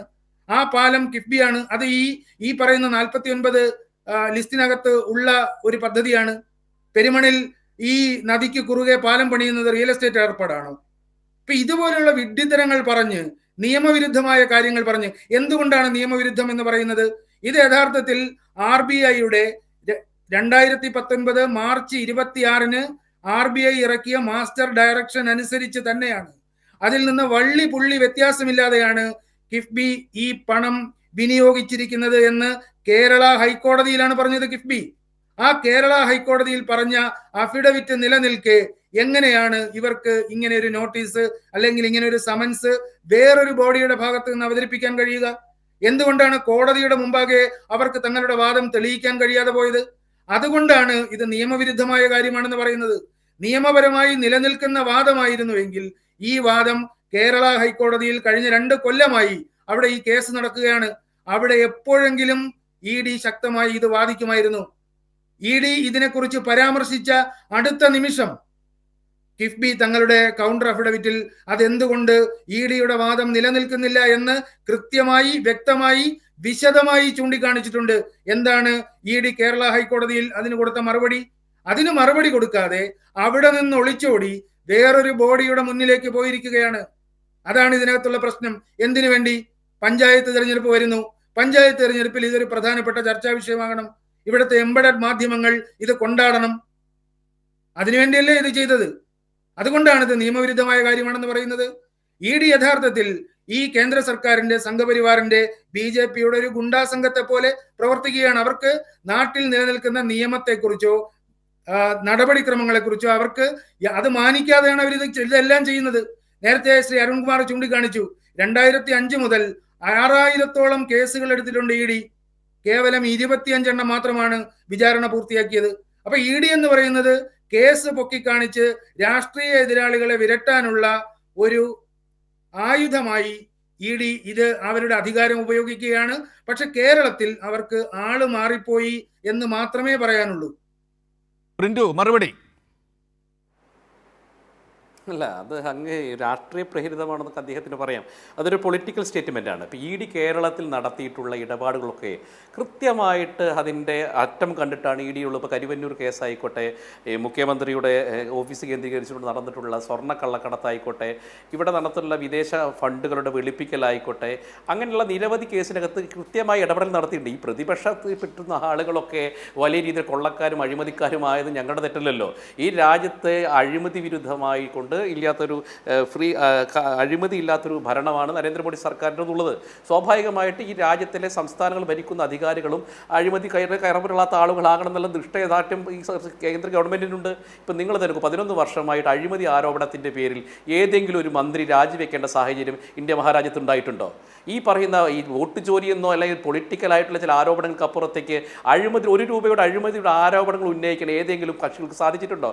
അതുകൊണ്ട് ഈ രാജ്യത്ത് പൊളിറ്റിക്കൽ സിസ്റ്റത്തെ സ്വാഭാവികമായിട്ട് ഇപ്പോൾ നരേന്ദ്രമോദി പറഞ്ഞതുപോലെ ഒരു ക്ലീൻ ഇന്ത്യ ആക്കുന്ന സമയത്ത് സ്വാഭാവികമായിട്ട് പല കാര്യങ്ങളിലും നോക്കൂ, മസാല ബോണ്ട് ആയിക്കോട്ടെ. ഇപ്പം അങ്ങ് കുറിച്ച് ഈ മസാല ബോണ്ട് തന്നെ വലിയൊരു തട്ടിപ്പല്ലേ. ഇപ്പൊ കേരളത്തിലെ ഒരു മസാല ബോണ്ട് തട്ടിപ്പാണെന്നുള്ള നിലപാടിൽ നിന്ന് ED ഇപ്പൊ പിന്മാറി. ഈ റിപ്പോർട്ടിൽ അതില്ല. കേരളത്തിൽ അല്ല എന്നെ പറയാൻ അനുവദിക്കണം. അങ്ങൊരു ഭൂമി തർക്കത്തിൽ മാത്രം നിന്നുകൊണ്ട് മാത്രം ഭൂമി തർക്കം മാത്രമാണ് ഇവർ ഉന്നയിച്ചിരിക്കുന്നത്. അതാണ് എന്റെ ചർച്ചാ വിഷയം. പക്ഷേ അല്ല, ഞാൻ പറഞ്ഞു, അവരുടെ നോട്ടീസാണ് എന്റെ ചർച്ചാ വിഷയം. ക്ഷമിക്കുക. അങ്ങനെയല്ല.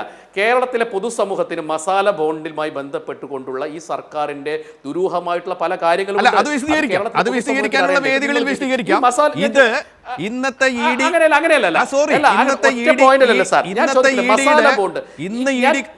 ഇന്ന് വാർത്തയായി വന്ന EDയുടെ സമൻസിനെ ഭയക്കുന്നത് അങ്ങെന്തിനാണ് അത് ചർച്ച പറയുമ്പോൾ അങ്ങെന്തിനാ ഭയക്കേണ്ട കാര്യം? ഞാൻ പറയുന്നത് മസാല ബോണ്ടുമായി ബന്ധപ്പെട്ട് അങ്ങെന്താണ് ഇതേക്കുറിച്ച് മാത്രം ചർച്ച നടക്കുന്നത്? ഏജൻസി ആയിക്കോട്ടെ, ഇതേക്കുറിച്ച് മാത്രം അല്ല, അങ്ങനെ ഞാൻ പറയട്ടെ,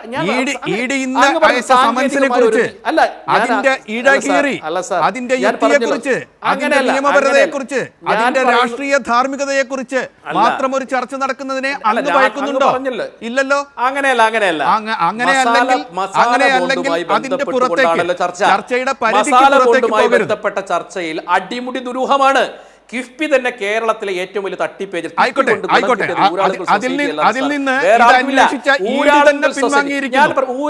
സൊസൈറ്റിയെ മുൻനിർത്തിക്കൊണ്ട് വലിയ രീതിയിലുള്ള സമാഹരണത്തിന് വേണ്ടിയുള്ള ഒരു സംവിധാനം മാത്രമേ. പക്ഷേ ഇവിടെ പ്രസംഗങ്ങളിൽ ഉന്നയിക്കുന്നത് വേറെ. ഇന്ന് ഈ ചർച്ചയിൽ ഇത് മാത്രമാണ്. എന്തുകൊണ്ട് പറഞ്ഞില്ല? ആ ചോദ്യം പ്രസക്തമാണ്. ആ നിലപാട് പ്രസക്തമാണ്. ആകാശത്തിന് കീഴിലുള്ള എല്ലാ വിഷയങ്ങളും അല്ല. ഇന്ന് കിഫ്ബിക്ക് കിട്ടിയ, കിഫ്ബിയുടെ നേതാക്കൾക്ക് കിട്ടിയ സമൻസാണ് ചർച്ചാ വിഷയം. അരുൺകുമാർ മറുപടി. ഒറ്റ മിനിറ്റ്. ഇപ്പൊ മസാല ബോണ്ട് മൊത്തം പ്രശ്നമാണ് എന്നാണ് അദ്ദേഹം പറയുന്ന ഒരു കാര്യം. ഞാൻ ചോദിച്ചോട്ടെ, ഈ കേരളത്തിലെ ദേശീയപാതയ്ക്ക് ഭൂമി ഏറ്റെടുക്കാൻ 25% കേരളം, 5580 കോടി രൂപ അന്ന് ഖജനാവിൽ നിന്നെടുത്ത് കിഫ്ബി മുടക്കി. അതോടൊപ്പം തന്നെ ഇപ്പോൾ 6700 കോടി രൂപയോളം ദേശീയപാതയുമായി ബന്ധപ്പെട്ടുകൊണ്ട് കിഫ്ബി മുഖേന മുടക്കിയിരിക്കുന്നു. 75% ദേശീയപാത അതോറിറ്റിയും 25% കേരളവും. ദേശീയപാത അതോറിറ്റിയും മസാല ബോണ്ട് എടുത്തിരിക്കുന്നു, കിഫ്ബിയും മസാല ബോണ്ട് എടുത്തിരിക്കുന്നു.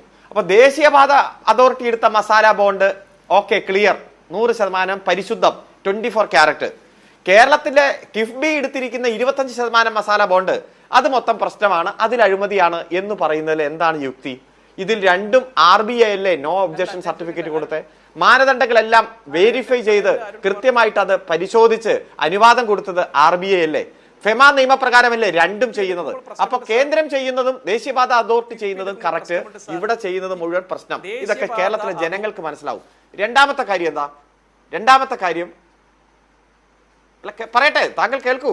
രണ്ടാമത്തെ കാര്യം കിഫ്ബിയുമായി ബന്ധപ്പെട്ടുകൊണ്ട് ഈ കേരളത്തിന്റെ നിയമസഭ പാസാക്കി 2006, അതിനുശേഷം അതിൽ അമെൻമെന്റ് വരുത്തി ഈ 91,000 കോടി, അതായത് 1,00,000 കോടി രൂപയുടെ വികസന പ്രവർത്തനം ഈ കേരളത്തിൽ കഴിഞ്ഞ 9.5 വർഷങ്ങൾക്കിടയിൽ നടത്തുന്നു എന്ന് പറഞ്ഞാൽ നമുക്ക് എങ്ങനെ വിശ്വസിക്കാൻ കഴിയും? ഇതൊക്കെ നമ്മൾ കാണുകയില്ലേ. 140 മണ്ഡലങ്ങളിൽ 1192 പദ്ധതികൾ.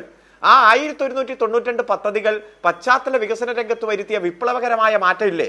ഈ കേരളത്തിൽ ഒന്നും വരില്ല എന്ന് പറഞ്ഞവർ, അതുപോലെ തന്നെ ഈസ് ഓഫ് ഡൂയിങ് ബിസിനസ്സിൽ ഇന്ത്യയിൽ ഏറ്റവും പിന്നിൽ നിന്ന് ഒന്നാമത് ആയ സംസ്ഥാനം, ആ സംസ്ഥാനം 28ാം സ്ഥാനത്ത് നിന്ന് ഒന്നാമതായിട്ട് മാറണമെങ്കിൽ ദേശീയപാതയും റോഡുകളും ജലസേചന പദ്ധതികളും വൈദ്യുതി പദ്ധതികളും അതുപോലെ ആരോഗ്യരംഗത്തും വിദ്യാഭ്യാസ രംഗത്തും ഉണ്ടായിട്ടുള്ള മാറ്റം, അങ്ങനെ പശ്ചാത്തല വികസന രംഗത്ത് വന്ന വിപ്ലവകരമായ മാറ്റം, ആ മാറ്റം തന്നെയാണ് സംരംഭകർക്ക് ഏറ്റവും മികച്ച മണ്ണാണ് ഈ കേരളം എന്ന് കണ്ടെത്തി വേൾഡ് ട്രേഡ് സെന്റർ പോലും നിക്ഷേപത്തിന് ഈ കേരളത്തിലേക്ക് വരുന്ന സാഹചര്യം നമ്മൾ കാണുന്നു. ലോകത്തിലെ ഏറ്റവും വലിയ നിക്ഷേപകർ പറയുന്നു ഏറ്റവും മികച്ച മണ്ണാണ് നിക്ഷേപത്തിന് പറ്റിയത് കേരളം എന്ന് പറയുന്നത് കിഫ്ബി കഴിഞ്ഞ 10 കൊല്ലമായി നടത്തിയ പശ്ചാത്തല വികസന രംഗത്ത് നടത്തിയ ഈ വിസ്മയകരമായ ഇടപെടൽ തന്നെയാണ്. എന്നിട്ടാണ് ബഹുമാനപ്പെട്ട BJPയുടെ പ്രതിനിധി പറയുന്നത് കിഫ്ബി ആകെ തട്ടിപ്പ്, കിഫ്ബി ആകെ തട്ടിപ്പ്. ഞാൻ ഒന്ന് ചോദിച്ചോട്ടെ, ഈ കേരളത്തിൽ ഇത്രയും നേട്ടം വരുമ്പോൾ നിങ്ങൾക്ക് എന്തിനാ ഈ ബുദ്ധിമുട്ട്? നിങ്ങൾക്ക് എന്തിനാ ഈ വിഷമം? കേന്ദ്രം ഒന്നും തരുന്നില്ലെങ്കിൽ പോലും എല്ലാ രംഗത്തും ഈ കേരളത്തോട് അവഗണന കാണിക്കുമ്പോഴും കിഫ്ബി തന്നെയല്ലേ ഏറ്റവും മികച്ച പ്രവർത്തനം നടത്തി ഈ വികസനം എന്തെന്ന് അറിയുന്ന നാടായി ഈ കേരളത്തെ മാറ്റിയത്? അടുത്ത കാലത്ത് നമ്മൾ കിഫ്ബിയെ തകർക്കാൻ നോക്കിയില്ലേ നിങ്ങൾ? അതുപോലെ പെൻഷൻ കമ്പനികളെ തകർക്കാൻ നോക്കിയില്ലേ? ആ തകർക്കാൻ നോക്കുമ്പോഴും പ്രതിരോധം സൃഷ്ടിച്ചുകൊണ്ട് ഇങ്ങനെയാണ് വാക്കുപാലിച്ച് പ്രവർത്തിക്കേണ്ടതെന്ന് കേരളത്തിലെ ഗവൺമെന്റ് കാണിച്ചു തരികയല്ലേ? അതുകൊണ്ട് നിങ്ങളുടെ എതിർപ്പൊക്കെ കേരളത്തിലെ ജനങ്ങൾക്ക് മനസ്സിലാകും. ഈ എതിർക്കും തോറും കിഫ്ബി ശക്തിപ്പെടും. കേരളത്തിലെ ഗവൺമെന്റിന്റെ ഡെഡിക്കേഷൻ കൂടുതൽ കരുത്തുറ്റതായി മാറും. പ്രകടന പത്രികയിൽ പറഞ്ഞ മുഴുവൻ കാര്യങ്ങളും നടപ്പാക്കി ഈ ജനകീയ ഗവൺമെന്റ് മുന്നോട്ട് പോവുക തന്നെ ചെയ്യും. പ്രിന്റ് മാഷ്, ഞാൻ താങ്കളിലേക്ക് വരുന്നു. ചോദ്യങ്ങളില്ല, എന്തും പറഞ്ഞ് താങ്കളുടെ ഈ നിലപാടുകൾ അവതരിപ്പിച്ച് ഉപസംഹരിക്കാം ചർച്ച. മാഷേ, ഒന്ന് അരുൺകുമാർ പറഞ്ഞു കേരളത്തിൽ ഈ കിഫ്ബി ആണ് BJPക്കാർക്കും അല്ലെങ്കിൽ ഈ കേന്ദ്രത്തിനും കിഫ്ബിയാണ് പ്രശ്നം, നാഷണൽ ഹൈവേ അതോറിറ്റി ബോണ്ട് എടുക്കുന്ന പ്രശ്നമില്ലെന്ന്. നിങ്ങൾ മനസ്സിലാക്കണം, നാഷണൽ ഹൈവേ അതോറിറ്റിക്ക് പണമെടുത്ത് എത്ര കോടി പണമെടുത്ത് കഴിഞ്ഞാൽ അത് തിരിച്ചടയ്ക്കാനുള്ള സോഴ്സുണ്ട്, വരുമാന മാർഗമുണ്ട്. കിഫ്ബിക്ക് എന്ത് വരുമാന മാർഗമാണുള്ളത് നിങ്ങൾ മനസ്സിലാക്കണം. എന്ത് 1,00,000 കോടി രൂപയുടെ നിർമ്മാണ പ്രവർത്തനങ്ങൾ നടത്തി അതിനകത്ത് തിരിച്ചടവ് എന്ന് പറയുന്നത് നമ്മൾ മനസ്സിലാക്കണം വാഹനങ്ങളുടെ നികുതിയും സെസ്സുമാണ്, പെട്രോളിൻ്റെ സെസ്സുമാണ്. ഇത് ഈ പെട്രോളിൻ്റെ സെസ്സിന് ഏർപ്പെടുത്തിയ ക്ഷേമ പെൻഷനാണ്. ഈ കേരളത്തിലെ വലിയ സാമ്പത്തിക പ്രതിസന്ധിയിലേക്ക് പോകാനുള്ള പ്രധാനപ്പെട്ട ഒരു കാരണം ഈ കിഫ്ബിയുടെ ബാധ്യതയും തിരിച്ചടവുമാണ്. അതുകൊണ്ടാണ് ഞങ്ങൾ പറഞ്ഞത് കേരളം പോലുള്ള സ്ഥലത്ത് കിഫ്ബി എന്നില്ലേ കടമെടുത്തുകൊണ്ട് വികസന നേട്ടങ്ങൾ നടത്തുമ്പോൾ ഈ രാജ്യത്തിലെ അടിസ്ഥാന ജനവിഭാഗത്തിന് ക്ഷേമ പെൻഷൻ കൊടുക്കാനില്ല. ഗവൺമെന്റ് ഉദ്യോഗസ്ഥന്മാർ ശമ്പളം കൊടുക്കണം, കേന്ദ്രത്തിനോട് നിരക്കണം, എന്നാൽ മാത്രമാണ് നടക്കുക. അങ്ങനെയുള്ളൊരു സാമ്പത്തിക പ്രതിസന്ധിയുള്ള സ്ഥലത്ത് കിഫ്ബി കൊണ്ട് ഞങ്ങൾ വലിയ രീതിയിലുള്ള മാറ്റം ഉണ്ടാക്കിയെന്ന് പറയുമ്പോൾ കേരളത്തിലെ ഇപ്പോൾ നോക്കൂ, അങ്ങ് സൂചിപ്പിച്ചോളൂ, ഈ മസാല ബോണ്ട് കൊണ്ട് മാത്രം 236 കോടി രൂപയുടെ വലിയ രീതിയിലുള്ള അധികം നഷ്ടമാണ് കേരളത്തിലെ പൊതുസമൂഹത്തിൽ ഉണ്ടായിട്ടുള്ളത്. അവിടെയാണ് ഞാൻ പറഞ്ഞ ദുരൂഹത. അത് നിങ്ങൾ എന്നെ പറയാൻ അനുവദിച്ചില്ല. ഇവിടെ കേരളത്തിലെ ബാങ്കുകൾ 7.72% പലിശയ്ക്ക് വായ്പ നൽകാൻ തയ്യാറാകുമ്പോൾ വിദേശത്ത് പോയി 9.94% എന്തിനാണ് ഇത്രയും ഭീമമായ തുക പലിശ കൊടുത്തുകൊണ്ട് ബോണ്ട് എടുക്കേണ്ട സാഹചര്യം എന്താണ്? അത് മാത്രമല്ല, കേരളത്തിലെ നിയമസഭയെക്കുറിച്ച് പറഞ്ഞു. നിയമസഭ അറിഞ്ഞിട്ടാണോ ഈ ബോണ്ട് എടുത്തത്? അറിഞ്ഞിട്ടില്ല. CAGയുടെ റിപ്പോർട്ട് പറയുന്നത് ഇതിനകത്ത് കൃത്യമായി ക്രമക്കേടുകൾ നടന്നിട്ടുണ്ട് എന്ന് CAG റിപ്പോർട്ടുകളുണ്ട്. കേരളത്തിലെ നിയമസഭ അറിയാതെ മസാല ബോണ്ട് ഇറക്കിയിട്ട് പറയാണ് നിയമസഭാ സംവിധാനങ്ങളെല്ലാവരും കൂടി ഒരുമിച്ച് നിന്നിട്ടാണ് ഇത്തരത്തിലുള്ള പദ്ധതികൾക്ക് നേതൃത്വം കൊടുക്കുന്നതാണ് പറയുന്നത്. അപ്പോൾ അതുകൊണ്ടാണ് ഞാൻ പറയുന്നത് ഇത് അടിമുടി ദുരൂഹമാണ്. SNC ലാബിൽ അടക്കമുള്ള ഏജൻസിയുമായി ബന്ധപ്പെട്ട് നിൽക്കുന്ന ഓഹരിയുള്ള ഏജൻസിയിൽ നിന്നാണ് ഈ മസാല ബോണ്ട് എടുത്തിട്ടുള്ളത്. അവിടെയാണ് ഞങ്ങൾ പറയും ഇത് ദുരൂഹതയുണ്ട്, ഇതിൽ കൃത്യമായ ദുരൂഹതയുണ്ട്, അടിമുടി ദുരൂഹത. കേരളത്തിലെ നിലപാടുകൾ അവതരിപ്പിച്ചു കഴിഞ്ഞു. ബിജുവിലേക്ക് 2 മിനിറ്റ് 2.5 മിനിറ്റ് പരമാവധി. ഒന്നും പറയാനില്ല. പിന്നെ ഞാൻ പറയുന്നത് 2 കാര്യങ്ങളാണ്. ഒന്ന്, ഈ കിഫ്ബിയുടെ മസാല ബോണ്ട് ചെലവഴിച്ചതിൽ 466 കോടി രൂപയുടെ റിയൽ എസ്റ്റേറ്റ് ഇടപാടുകൾ നടന്നു എന്നാണല്ലോ ആരോപണം. നേരത്തെ അരുൺകുമാർ ചൂണ്ടിക്കാണിച്ചു, ദേശീയപാത വികസനവുമായി ബന്ധപ്പെട്ട് കേരളം 5000-ലേറെ കോടി രൂപയാണ് ദേശീയപാത വികസന അതോറിറ്റിക്ക് കൊടുത്തത്. അത് കിഫ്ബിയാണ് കൊടുത്തത്. അത് പൂർണ്ണമായും വിനിയോഗിച്ചത് എന്തിനാണ്? സ്ഥലം ഏറ്റെടുക്കലിനാണ്. അങ്ങനെയാണെങ്കിൽ ആ കിഫ്ബി കൊടുത്ത 5000 കോടി രൂപ ഈ പറയുന്ന റിയൽ എസ്റ്റേറ്റ് കച്ചവടത്തിന്റെ പരിധിയിൽ വരൂ? 5000 കോടി രൂപയാണോ വലുത്? 466 കോടി രൂപയാണോ വലുത്? ഈ 466 കോടി രൂപയിൽ തന്നെ അതിന്റെ സ്പ്ലിറ്റപ്പ് ഡീറ്റെയിൽസ് നമുക്ക് നോക്കിയാൽ സത്യം പറഞ്ഞാൽ ചിരി വരും. റെയിൽവേ ഓവർ ബ്രിഡ്ജിന് 49,800 രൂപ സ്ഥലം ഏറ്റെടുക്കുന്നതിന് ചെലവഴിച്ചതാണ് റിയൽ എസ്റ്റേറ്റ് ആയിട്ട് കണക്കാക്കുന്നത്. അതുപോലെ വേറൊരു പദ്ധതിക്ക് 54,000 രൂപ ചെലവഴിച്ചതാണ് റിയൽ എസ്റ്റേറ്റ് ആയിട്ട് കണക്കാക്കുന്നത്. അതായത് ഒരു റെയിൽവേ ഓവർ ബ്രിഡ്ജ് പണിയുമ്പോൾ അതിനാവശ്യമായി വരുന്ന ചെറിയൊരു സ്ഥലം ഏറ്റെടുപ്പ്, അത് 50,000 രൂപയിൽ താഴെ പൈസ കൊടുത്ത് സ്ഥലം ഏറ്റെടുത്ത സ്ഥലങ്ങളുമുണ്ട്. അതെല്ലാം ഇതിനകത്ത് റിയൽ എസ്റ്റേറ്റ് ഇടപാടുകളായി അക്കമിട്ട് എഴുതി വെച്ചിരിക്കുകയാണ്. അതുകൊണ്ടാണ് ഇത് നിയമവിരുദ്ധം എന്ന് പറയുന്നത്. ഒരു ജുഡീഷ്യൽ ഏജൻസിയുടെ മുമ്പിലും നിലനിൽക്കാത്ത ഷോക്കോസ് നോട്ടീസ് ആണെന്ന് പറയേണ്ടി വരുന്നത്. ഇത് കേരള സമൂഹവും പൊതുജനങ്ങളും നിയമ സംവിധാനങ്ങളും ഈ ഷോക്കോസ് നോട്ടീസിനെ നിയമവിരുദ്ധമെന്ന് പ്രഖ്യാപിക്കുക തന്നെ ചെയ്യും. ഇതിന് പിന്നിലുള്ള രാഷ്ട്രീയ ദുഷ്ടലാക്ക് എന്താണ് എന്ന് ജനങ്ങൾ മനസ്സിലാക്കും. ആ മറുപടി വരുന്ന പഞ്ചായത്ത് തെരഞ്ഞെടുപ്പിൽ ഉണ്ടാവുകയും ചെയ്യും. അഡ്വക്കേറ്റ് അരുൺകുമാർ, ഞാൻ താങ്കളിലേക്ക് ചോദ്യങ്ങളില്ല, താങ്കളുടെ ഉപസംഹാരം എങ്ങനെയാണെന്ന് വെച്ചാൽ അങ്ങനെ നൽകുക. ബഹുമാനപ്പെട്ട BJPയുടെ പ്രതിനിധി പറയാണ് കിഫ്ബിയാണ് കേരളത്തിന്റെ കടത്തിന്റെ മൊത്തത്തിലുള്ള പ്രശ്നം, മൊത്തത്തിലുള്ള കാരണമെന്ന്. എന്നാൽ ബഹുമാനപ്പെട്ട BJP പ്രതിനിധിയോട് ചോദിക്കട്ടെ, ഈ രാജ്യത്തെ ഏറ്റവും കടമുള്ള സംസ്ഥാനങ്ങളുടെ പട്ടിക എടുത്ത് പരിശോധിച്ചാൽ ആദ്യത്തെ 15 സംസ്ഥാനങ്ങളിൽ ഈ കേരളം ഇല്ല. ഇത്ര ചരിത്രപരമായ നേട്ടം നമ്മൾ നേടിയിട്ടും എന്തേ അങ്ങയിലെ ഒരു മനസ്സ്, അത് കേരളത്തിന്റെ ഒരു യശസ് ഉയരുന്ന ഈ തീരുമാനം വരുമ്പോൾ എന്തേ ആ മനസ്സൊന്ന് പോസിറ്റീവ് ആകാത്തത്? അതായത് ഇന്ത്യയുടെ കടം ഈ കഴിഞ്ഞ 10 വർഷത്തിനുള്ളിൽ 4 ഇരട്ടിയായിട്ട് മാറി. ഇന്ത്യയുടെ കടം, ഈ കേരളത്തിന്റെ കടത്തിന്റെ തോതെടുത്ത് നോക്ക്, എല്ലാ തരത്തിലും അത് കുറഞ്ഞു വരുന്നത് നമ്മൾ കാണുകയാണ്. അപ്പൊ അതൊരു വലിയ നേട്ടം തന്നെയല്ലേ? നമുക്ക് കടമുണ്ട്, പക്ഷെ നമ്മുടെ സമ്പത്ത് കൂടി, വരുമാനം കൂടി. കടം ഇരട്ടിയായെങ്കിൽ സമ്പത്ത് 4 ഇരട്ടിയായിട്ട് മാറുകയാണ്. അത് ഏറ്റവും ശുഭകരമായിട്ടുള്ള ലക്ഷണമാണെന്ന് കംട്രോളർ ആൻഡ് ഓഡിറ്റർ ജനറൽ പറഞ്ഞിരിക്കുകയാണ്. ഒരു ദിവസം നമ്മൾ 133 വീട് പണിത് കൊടുക്കുന്നുണ്ട് ഈ ഗവൺമെന്റ്. ഒരു ദിവസം 120 പേർക്ക് പട്ടയം കൊടുക്കുന്നുണ്ട് ഈ ഗവൺമെന്റ്. ഒരു ദിവസം 89 പേർക്ക് ജോലി കൊടുക്കുന്നുണ്ട് ഈ ഗവൺമെന്റ്. ഒരു വർഷം 10,000 കോടി രൂപയുടെ പശ്ചാത്തല സൗകര്യ വികസനം നടത്തുന്നു. അതുപോലെ തന്നെ തരിശുഭൂമി കൃഷി നടത്തുന്നത് ഒരു ദിവസം, ഒരു മാസം കണക്കെടുത്ത് നോക്ക്. സംരംഭക വർഷം നമ്മൾ പ്രഖ്യാപിച്ചല്ലോ, 3,53,000 സംരംഭങ്ങളാണ് 3 വർഷത്തിനിടയിൽ വന്നത്. ഒരു വർഷം 1,17,677, ഒരു മാസം 9,806, ഒരു ദിവസം 322 സംരംഭങ്ങൾ വരുന്നുണ്ട്. ഇതൊന്നും എന്തിയെ നിങ്ങൾ കാണാത്തത്? നമ്മുടെ കടത്തിന്റെ തോതൊക്കെ പോയി മിസ്റ്റർ. ഇപ്പൊ ട്രഷറി പൂട്ടും, സപ്ലൈകോ അടച്ചു പൂട്ടും, പെൻഷൻ കൊടുക്കാൻ കഴിയില്ല. ഇതൊക്കെയല്ലേ കഴിഞ്ഞ ഓണക്കാലത്ത് പറഞ്ഞ്. 21,000 കോടി രൂപ ഒരു കേന്ദ്ര സഹായം ഇല്ലാതെ നമ്മൾ ഈ കേരളത്തിൽ ഓണത്തിന് വേണ്ടി തന്നെ മുടക്കി. എല്ലാ രംഗത്തും കേരളം കുതിച്ചു മുന്നേറുകയാണ്. വലിയ ധനകാര്യ മാനേജ്മെന്റ് ആയിട്ട് കേരളം മാറുകയാണ്. അതുകൊണ്ട് കിഫ്ബി കേരളത്തിൽ ഒരു കടം ഉണ്ടാക്കിയിട്ടില്ല. കിഫ്ബി വന്നത് കൊണ്ട് വികസനം എന്തെന്ന് നമ്മൾ അറിഞ്ഞു. പശ്ചാത്തല വികസന രംഗത്തുണ്ടായ വിപ്ലവകരമായ മാറ്റം, ഈസ് ഓഫ് ഡൂയിങ് ബിസിനസ്സിൽ കേരളം ഒന്നാമതെത്തി മാറി. അതിന്റെ ഭാഗമായി ഒരു നോളജ് സമൂഹമായിട്ട് നമ്മുടെ സമൂഹം മാറുന്നു. ലോകത്തെവിടെയും കിട്ടുന്ന വിദ്യാഭ്യാസത്തിൽ മികച്ച വിദ്യാഭ്യാസം കേരളത്തിൽ കിട്ടുന്നു. ലോകത്തെവിടെയും കിട്ടുന്ന ജോലി കേരളത്തിൽ ഇരുന്ന് ചെയ്യാൻ കഴിയുന്നു. വികസിത രാജ്യങ്ങളുടെ അപ്പുറത്തേക്ക് വികസന നേട്ടവുമായി നമ്മൾ കുതിക്കുകയാണ്. അമേരിക്കയെ പിന്നിലാക്കിയില്ലേ നമ്മൾ ശിശുമരണ നിരക്കിൽ? അങ്ങനെ എല്ലാ രംഗത്തും നമ്മൾ ഒന്നാമതാകാൻ പശ്ചാത്തല സൗകര്യ വികസനത്തിൽ നടത്തുന്ന ഈ മാറ്റം, അതിന് കിഫ്ബി നിർണായകമായിട്ടുള്ള റോള് വഹിക്കുന്നുണ്ട്. കിഫ്ബിയെ തകർക്കാൻ ആര് ശ്രമിച്ചാലും, അത് ED ആയാലും CBI ആയാലും NIA ആയാലും കസ്റ്റംസ് ആയാലും FSI ആയാലും ആര് വന്നാലും ജനങ്ങളെ അണിനിരത്തി ചെറുക്കുക തന്നെ ചെയ്യും. അതാണ് ഈ കേരളത്തിന്റെ ചരിത്രം. കേരളത്തിലെ ജനത ഈ EDയുടെ അന്വേഷണ പ്രഹസനത്തെ നേരിട്ടത് നമ്മൾ അടുത്ത കാലത്ത് കണ്ടു. നിയമപരമായിട്ടും സംഘടനാപരമായിട്ടും ചെറുക്കും. ഈ കേരളത്തെ ലോകത്തിന് മാതൃകയായി കുതിച്ചു മുന്നേറുന്ന സാഹചര്യം ഒരുക്കുക എന്നതാണ് നമ്മുടെ ലക്ഷ്യം.